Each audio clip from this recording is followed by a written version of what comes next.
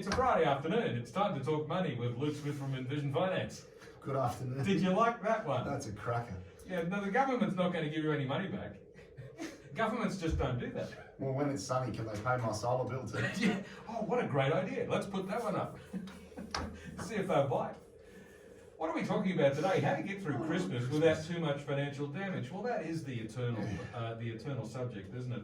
Every Christmas, we confront that same challenge: how to survive the festive season without too much financial damage. I think the real secret there is just to resign yourself to the fact that it is going to cost you a certain amount of money. Decide what that amount should be, and then just accept it and live with it. The other piece of advice I have is from a song lyric I did when I rewrote the words to Jingle Bells. It goes like this: put it on your credit card and pay it off next year. Well, that's not good advice, I should add. Well, again, it's as long as you know that. I think the biggest issue with Christmas is people get wrapped up in the festive period and think that they need to go and buy everybody, everything. So today we've got a few ideas just to think about to sort of ease your way through it. Don't, miss out on anything, but I think it's also important to keep in mind that it's just Christmas. Dad doesn't need more socks or undies. Nan probably doesn't need another Demix voucher because she probably can't read that many books.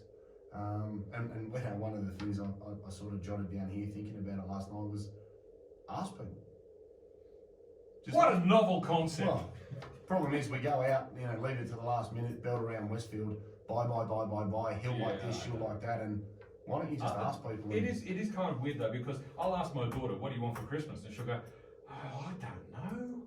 And she'll ask me, what do you want for Christmas? And I'll go, well, I don't know. Because what do you want for? Oh, I don't really need anything. I'm okay. Well, then maybe you agree on nothing. I know in my family, we say, right, we'll buy for the kids, but don't worry about buying for each other because, I can't get anything else for my dad. He's got everything. My younger brother has got everything and then 30%. So you're just, again, buying things that you think people like that they've either got, don't need, or won't use. That's a fairly common thing, actually. I've discovered a lot of people have decided to adopt that rule. They'll buy gifts for all the children under 18, all the littlies.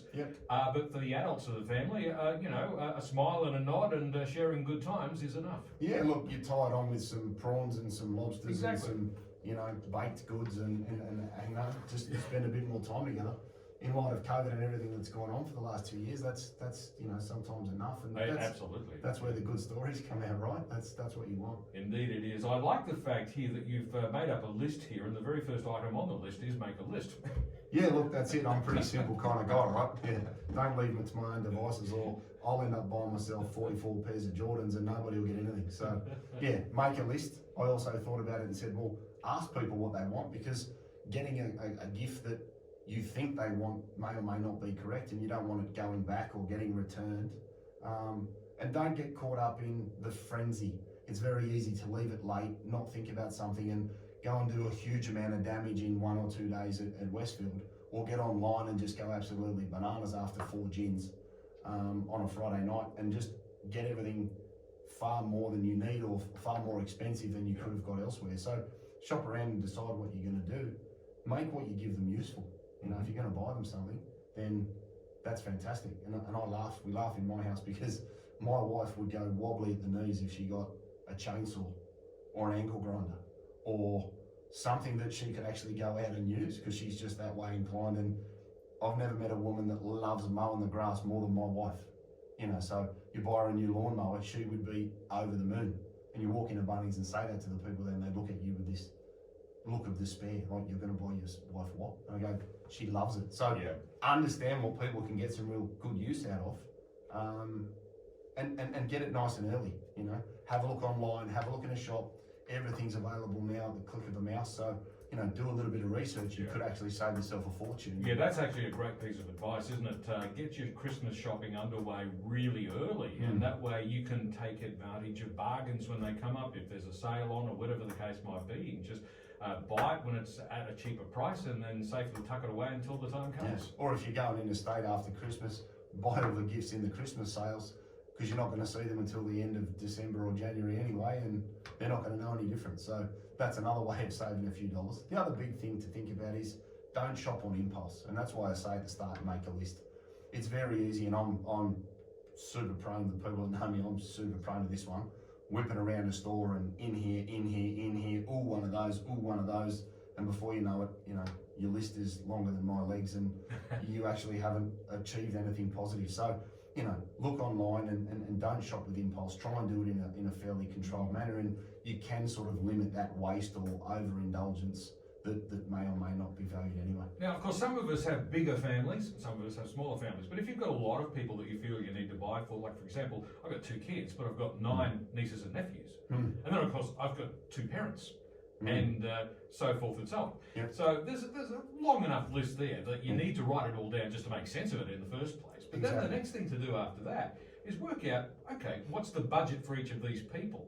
I've got 9 nieces and nephews. I say, well, look, I'll keep it to $20 each. Then I know what it's going to cost, or I'll keep it to $40 each. Then I know what it's going to cost. And that's the nice thing about the agreement as well, is that you can, a bit like Secret Santa at work, yes. You're going to spend this much and everybody knows. And, I can totally relate to what you said, because for many years my brother had kids and I didn't have any. Yeah. And I was buying presents here, there and everywhere, and it was a one-way street for many years. And now with kids of my own, it balances itself out. But we find that works really well, because, it's like going out to a restaurant and, pretending to go to the toilet so you can pay the bill. It's a bit of a competition in my family as to fighting over who's going to pay a bill, because we've got this thing about splitting them. So it's great to get organised, it's great to get a list, it's great to know what you're going to do, so that you don't end up with a whole load of 20s and 30s and 40s that you didn't see coming, only to get a credit card statement in January that's thousands of dollars more than you expected, or it's just run up to a point that you didn't allow for, it's going to empty your bank account or dilute some savings. So being prepared is really important. You get through it without too much damage. Absolutely. So make a list, make a budget, and take advantage of specials where you can find them, or items that are on sale, planning ahead. It really does come back to that really more than anything else, doesn't it? Planning ahead. Yeah, it's the preparation. It doesn't take much to watch something on the couch on a Friday night and scroll through online and find who's selling things, because there can be a huge variation in price depending on where it's coming from. So it's worth considering. And one of the other big things to consider is how you pay for it. Yeah. So either reduce your credit card limit so that you can't get in too much damage. Try and shop with cash if they'll take it in the shops, because that's a great way to be instantly in control of what's coming out of your wallet or your purse. And if you're going to go down the road of using, store credits or 5 years interest free for, Jerry Harvey, then make sure you understand the time frame. Sit down, work out your own direct debit, because the minimum that they're going to take is not going to get the thing paid off in the time frame, and then actively pay that down and automate it. We've said in other shows, use technology and automation to remove the surprises and the frustrations, and that's a great example of where you can say, right, I've spent $1,000 collectively on this, I've got this long to pay it off, right, I need to pay X amount per month, set up the direct debit, get it coming out, and don't assume that what they take by default will pay the debt off, because in most instances it doesn't, hence they make some money from crazy interest charges. And using those sorts of things is very, very prudent, it's very, very sensible, but you've got to stress that it's sensible when it's used correctly. As long as you're not incurring unnecessary interest, 5 years interest free for things, 3 years interest free for things, work it into your budget, set up a direct debit, forget about it, so that you don't get to September next year and go, oh, hang on, whoops, and then there's tears for everybody. You mentioned a Dimix card a little while ago, but as a general principle, what do you think of gift cards? Because I would have thought that they're a pretty good solution for when you're not sure what somebody wants. Smashing idea, absolutely dynamite. For the self-employed lads, I'm no doubt there'll be some client-related gifts that may or may not be tax deductible. Please refer to your relevant accountant for that advice. But yeah, using gift cards is a great way to, say that I love you, I just don't know how much you love of something. So again, in my family, used to a great extent. And I think a great way to give something, control your spend, control your budget, and then be able to tick off your list very quickly. Because there's only so many iPhones you can buy little kids, right? Well, that's right. It's a funny one though, isn't it? Because years ago, people would have looked at a gift card and thought, oh, that's the lazy way out. It just proves that you don't have any imagination, you don't care enough to know what I want, and things like that. The attitude's totally different now. People love gift cards. Yeah, look, again, I think it's a great way to get what you need and to show that you care and show that you've thought of somebody. At the end of the day, we need to keep in mind here, right, that Christmas is about spending time with the ones that you love, and an expression of, you know, your gratitude or whatever it is you're giving presents for is not so much in the present.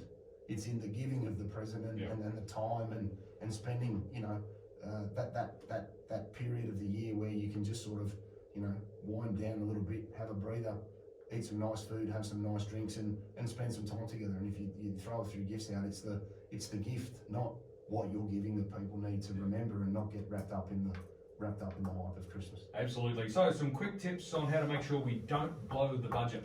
Yeah, so have a limit on what you're going to spend for everybody, as you said. Make a list. We find that kid agreement is good. Anybody under 18 gets a gift at a point. You don't have to try and outdo each other. My brother's always very good at that. You'll agree on it's $100 a head and he'll spend $1,000 and blow it to kingdom come, but we still love him. Get somebody what you think they'll like. Make sure that you've got your credit set. So look at your limits, look at your card capacity, look at your payment plans. If you're going to use store cards, use them correctly, but set up your direct debit so that you're never caught out and you haven't paid it off inside the interest-free period. Don't use those things you see on the telly where the idiot jumps out of the laundry basket and says, I'm going to get a credit card or an instant loan over 15 minutes. Don't do that.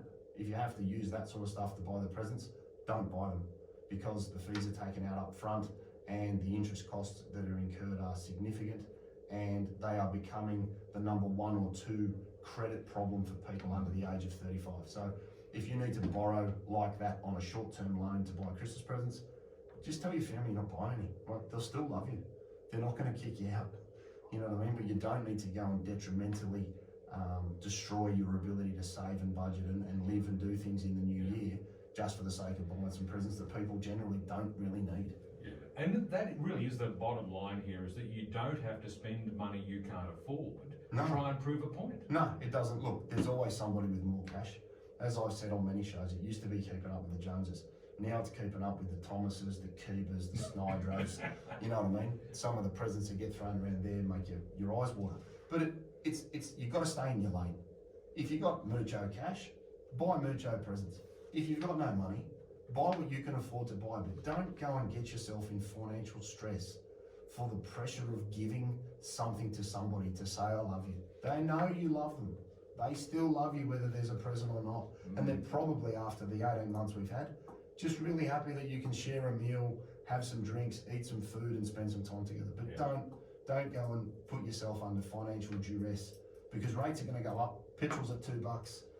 Woolworths is expensive. Like, the cost of living is out of control at the moment. So spending money wisely is very, very important heading into the new year. It certainly is. 11 minutes to 5 on 2CC. Canberra Live, and Luke Smith from Envision Financial is with me in the studio today. We're talking about how to get through Christmas without too much financial damage. There might be a little bit of financial damage, just as long as there's not too much. Back with more in a moment.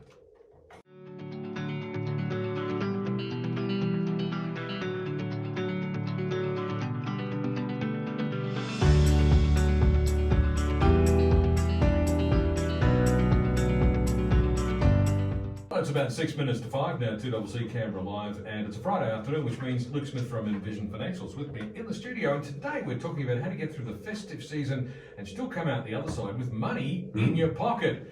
Well, just a little bit of money would be helpful, wouldn't it? Yeah, look, again, it's about staying in your lane, right? You don't need to go crazy. So your kids will still love you no matter what you do for them. So, you know, just keep that in mind when you're out shopping and getting caught up in the frenzy of, hang on, it's tomorrow, oh my God, how did this happen, how did I get here, which that'll be me for sure. Isn't that always the real challenge though, when you know that you've got one of your kids and say they're a little bit younger, so they have expectations and you don't want to let them down, and they've got their heart set on a particular item, something that they desperately want, and you feel there's such an obligation to try and find it for them, don't you? Well, I just bought my kids a farm and a horse, so they've got a pony. They've got a pony called Romeo, so I've got credit for the next 5 Christmases as far as I'm concerned. So yeah, if they blow up about anything, I'll be leaving them out there. But yeah, look, I think the important thing is ask. Nobody's going to get upset about asking and getting something that's really handy. Have a limit. So have a chat to the family about, are we buying gifts for everybody? If so, are we going to put a limit on it? Are we doing just the kids? And have a clear understanding so that nobody gets surprised or upset that they miss the memo when it comes to opening presents. Don't shop on impulse. So as we said earlier, bit of Google on the phone, check out what's going on online, check it out in a shop, see if there is a price comparison or a price saving to be had. Get it ordered to the house. Most things will deliver now, so you don't need to go into the shops. Make a list and stick to it. That's the important thing. It's one thing to have a list, it's another thing to stick to it. And we're all guilty of that. Well, again, ties into the one above about the impulse, right? Yeah, and obviously you can't stick to it if you haven't made it in the first place. Well, there you so go. get onto it. Chicken, egg, chicken. And then from a credit perspective, if you're going to use 5 years interest free, 12 months interest free, set up a direct debit once it's in place so that it's automated and you don't get caught at the end of the period. Don't use a short-term loan if you need to buy Christmas presents. And if you've got a credit card and you're scared that you're going to go a little bananas because PayWave is like kryptonite to a budget or savings. Reduce your limit, ring up the bank, bring your limit down, so that if you do hit the limit, you can go, oh, hang on, maybe I need to either pay that bit off with some cash or just draw a line there so that you know that you can't get caught and wrapped up in a horrible surprise at the end of January that you're then going to have to allocate other monies towards a credit card that really wasn't worth the present to start with. And if you can manage it, always make sure you keep a little in reserve. Oh, look, and that's what I mean, stay in your lane. You know what I mean? It's important to not try and just outdo people just because friends and people you know are doing certain things. You do what's right for you and your family, and then everybody gets through it, and there's no real damage at the end of it to speak of. So where can listeners get more information? Yeah, so 62604749 is the number in the office. Envisionfinancial.com.au. It's Envision with an E on the website. We've got the knowledge centre there for people to subscribe to. It's free. We've got the podcast, The Strategy Stacker. Luke Talks Money on iTunes and Spotify, and we've got the YouTube channel, Envision Financial Canberra, where you can subscribe to that and catch up on all of the shows, watch it on your phone and take some notes. So there's a little bit of something there for everybody, and if you've got a topic you'd like us to raise for the new year, luke@envisionfinancial.com.au is my direct email. So if you've got an idea or you'd like us to touch on something, shoot me something to that inbox and I'll try and build it into the schedule. Fantastic stuff. Thanks very much. We'll catch up with you again next Friday. See you next Friday. Luke Smith from Envision Financial, and Luke will be back with us in the studio once again at the same time next Friday afternoon to talk finances once again. Right now it's 5 on 2 double.